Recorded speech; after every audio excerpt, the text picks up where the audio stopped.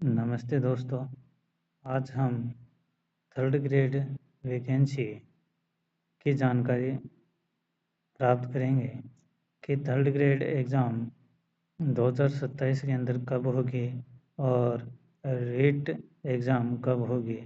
देखिए, जो अब वर्तमान समय में ये सूचनाएं मिल रही हैं कि जो आपकी रीट एग्ज़ाम और रीट मेंस, ठीक है, आने वाले समय में अधिक पदों पर होने वाली है। देखिए क्या है हमारे पास जानकारी।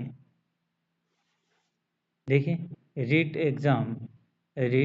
एग्ज़ाम जो हम रीट प्री के नाम से भी जानते हैं, ठीक है, इसमें आवेदन होने की संभावना सूचना मिल रही है कि हमारे जो रीट प्री एग्ज़ाम है उसके आवेदन की सूचना है, दिनांक होगी, वो किस महीने में आवेदन शुरू हो जाएंगे।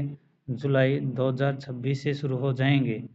ध्यान रखना, डेट कितनी है अभी तक संभावना ये बताई जा रही है, मिल रही उन सूचनाओं के अनुसार बता रहे हैं कि जो आपकी रीट प्री एग्ज़ाम है जुलाई 2026 को आवेदन होंगे और इसकी जो रीट प्री एग्ज़ाम है इसकी परीक्षा होगी। एग्ज़ाम कब होगी?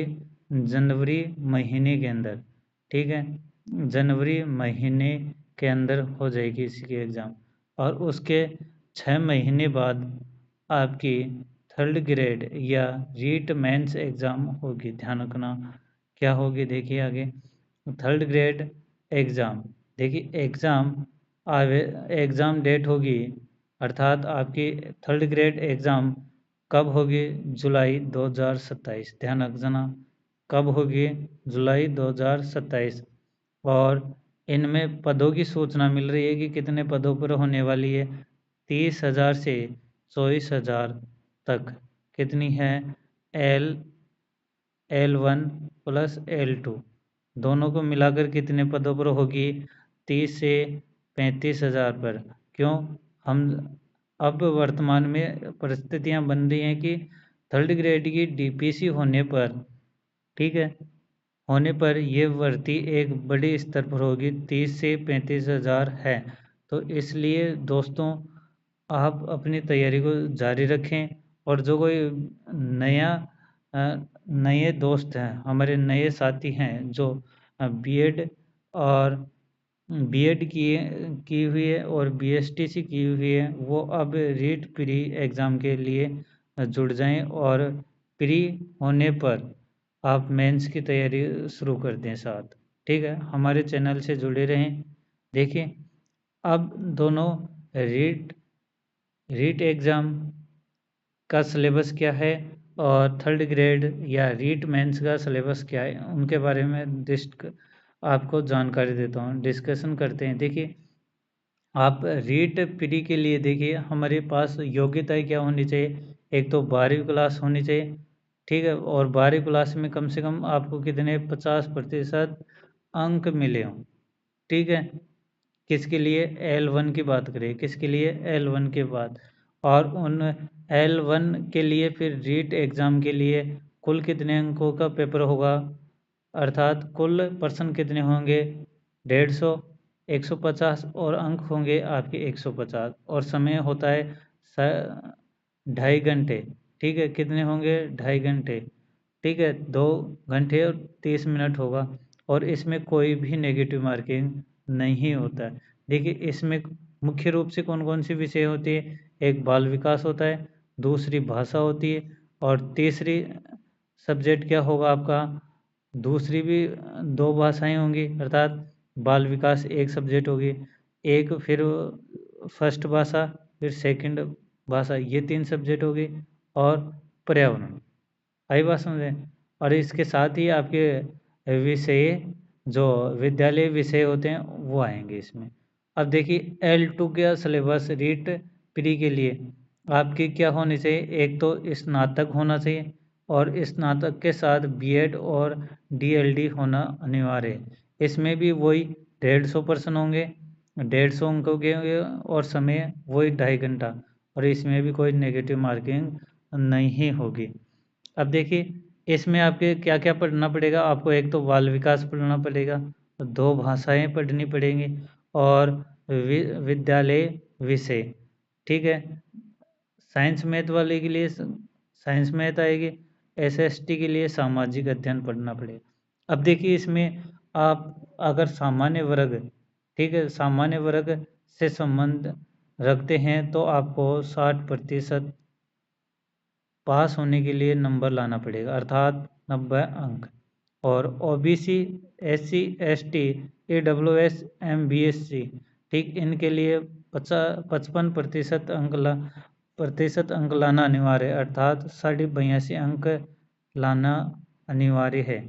अन्य आरक्षित श्रेणियां जैसे दिव्यांग, शहरिया के लिए नियमों के अनुसार छूट होती है, किसमें, रीट प्री के अंदर।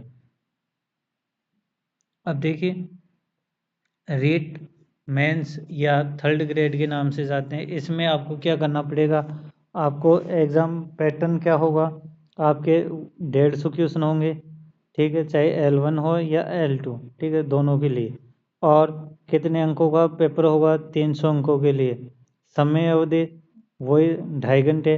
लेकिन इसमें देखिए नेगेटिव मार्किंग होगी 1/3, लेकिन रीट प्री के अंदर ऐसा नहीं होता है, ध्यान रखना। अब देखिए L1, ठीक है, L1 के लिए देखिए, ठीक है, इसके लिए सिलेबस क्या होगा, राजस्थान का भूगोल, ठीक है, राजस्थान का भूगोल, ऐतिहासिक और सांस्कृतिक ज्ञान और राजस्थानी भाषा। एक पार्ट तो ये रहेगा आपका। दूसरा पार्ट क्या होगा, राजस्थान का सामान्य ज्ञान, ठीक है, शैक्षिक परिदृश्य, ठीक है, निःशुल्क एवं अनिवार्य बाल शिक्षा का अधिकार, आरटी और सामयिक, ठीक है, करंट अफेयर्स, ये दूसरा पार्ट होता है। तीसरा पार्ट में क्या होता है, विद्यालय विषय, ठीक है, जिसमें विद्यालय विषय में क्या क्या आता है, इसमें हिंदी, अंग्रेजी, गणित, सामाजिक विज्ञान और सामाजिक विज्ञान हो गई और विज्ञान, ये सब्जेक्ट 5 सब्जेक्ट हैं, ये चीज़ें, ठीक है। और 3 पार्ट ये हो गए। चौथा पार्ट देखिए शैक्षिक रीति विज्ञान, ठीक है, इसका मतलब क्या है, पेडालॉजी, ठीक है, शिक्षण विधियाँ, ये चीज़ें पढ़ी जाती है इसमें। शैक्षणिक मनोविज्ञान और सूचना तकनीकी, आईसीटी, क्या, आईसीटी, ये वाला, ये आपका L1 का सिलेबस है, ध्यान रखना, किसका, L1 का।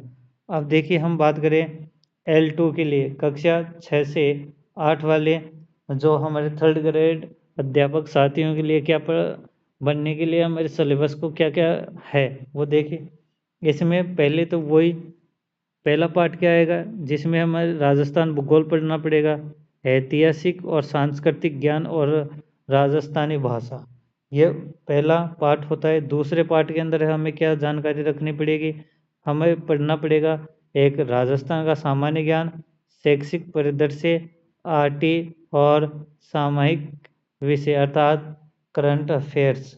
अब देखिए तीसरा पार्ट में हमें क्या ध्यान रखना है, विद्यालय विषय, ठीक है, विद्यालय विषय जो कितने अंकों का होगा, 120 अंकों का, अर्थात 60 क्वेश्चन आएंगे। यहाँ पर आपकी विद्यालय विषय कौन सी होगी, विज्ञान, गणित अर्थात साइंस मैथ वाले एक होगा, हिंदी वाले अलग होंगे, अंग्रेजी वाले अलग होंगे, सामाजिक विज्ञान वाले अलग होते हैं, इनके अलग अलग फॉर्म भरे जाते हैं, ठीक है। और इसका लास्ट पार्ट नंबर 4 कौन सा होता है, शैक्षणिक रीति विज्ञान अर्थात पेडालॉजी और शैक्षणिक मनोविज्ञान और सूचना तकनीकी, ये आपको पढ़ना पड़ेगा। ये सभी कितने क्वेश्चन हो जाएंगे, 150 क्वेश्चन, कितने होंगे, सभी को मिलाकर 150 क्वेश्चन होंगे, ध्यान रखना। अब इस प्रक्रिया के अंदर देखो चयन प्रक्रिया क्या होगी, एक लिखित एग्जाम होगी, ठीक है, ये आएगी, फिर इसकी कट ऑफ आएगी और फिर इस कट ऑफ के आधार पर क्या करेंगे, दस्तावेज सत्यापन करवाया जाता है, फिर फाइनल मेरिट लिस्ट आती है, उसके बाद में आपको सरकारी स्कूलों में क्या दी जाएगी, ज्वाइनिंग दी जाती है, ध्यान रखना। ये हमने जो वर्तमान परिस्थितियों के अनुसार पूरी रीट मेंस और रीट प्री की हमने पूरी जानकारी प्राप्त कर लिए। इस प्रकार से हमारे रीट मेंस के लिए विशेष थर्ड ग्रेड की जानकारी के लिए हमारे चैनल से जुड़े रहें। ठीक है, हमारे चैनल को लाइक करें, सब्सक्राइब करें, शेयर करें, कमेंट करें। सभी को धन्यवाद। और आपकी थर्ड ग्रेड की तैयारी कराने का जिम्मेदारी मेरी है। आप मेरे इस चैनल से सभी जुड़े रहें। Thank you very much.